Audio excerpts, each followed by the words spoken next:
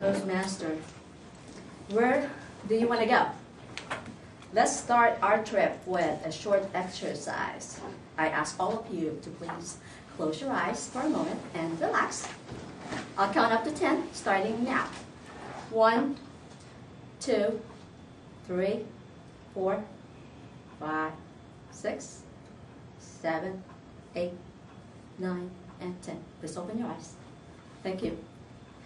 Some of you may have asked yourself, where are we going with this?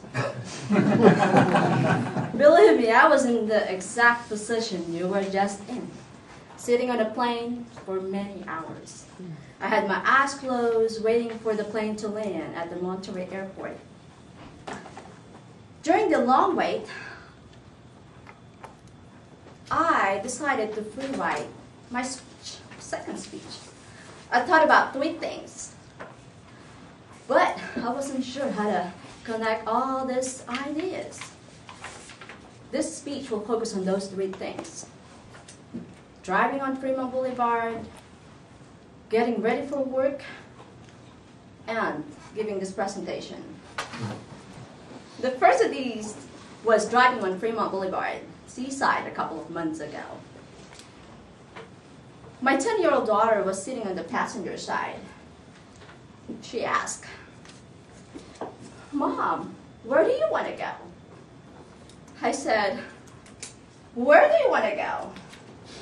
Then she said, "Mom, why do you always answer me with the question when I ask you a question?" I said, "Really?" Before I could get my words out of my mouth, my daughter said, "Oh, Mom, I know. Can we please watch a movie?" I said, "Okay, sure." The second of these happened one morning when I was getting ready for work, a couple of months ago as well. My phone rang. I didn't answer it because it was from a 303 area code. I don't know anyone from that area code, so I let my voicemail to answer it. Then there was a message. The person said, "Where do you want to go?" At first I couldn't figure out the voice of the caller, and so I called the number back. Then the person said, "How about Maryland?" Say what? Then we spoke for a few seconds. Then I realized it was my friend Marie, who I hadn't seen for 3 years. She's married to an Army officer who, at that time, was stationed overseas. Then Marie then said, "Hey, Christine, I'll purchase a ticket for you to leave Friday night, and we'll go from there." Then I start thinking all these travel plans. While I was trying to make up my mind, she said then, "Oh, come on, Christine. All I need is a yes, and so I can book your flight." I said, "Okay, sure." Then I made arrangements that night so I could leave that Friday. The next day, a couple of hours of sleep I showed up for work. Then a few hours later, I flew to Maryland. Later that night, I met my friend Marie at the Washington, D.C. airport. Finally, the third thing is giving this presentation. My fellow Toastmasters, for me, giving a presentation requires a lot of preparation, such as choosing the right or an interesting topic to talk about,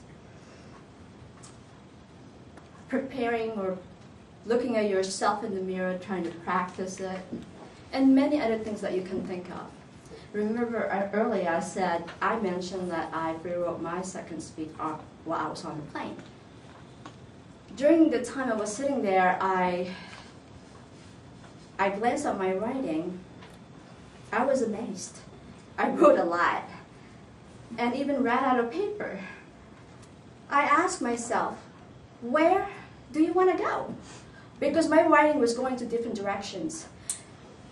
It was chaotic.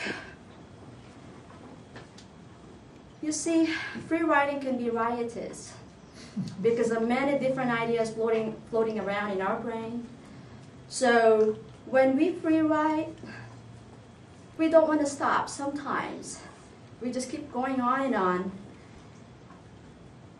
And so, gosh, before I gave up with my writing, I focused and organized my thoughts. And then with my perseverance for my writing to make sense, I was able to connect all these three things I just shared with you all: driving in Fremont, getting ready for work, and giving this presentation. Now, where do you want to go? Thank you.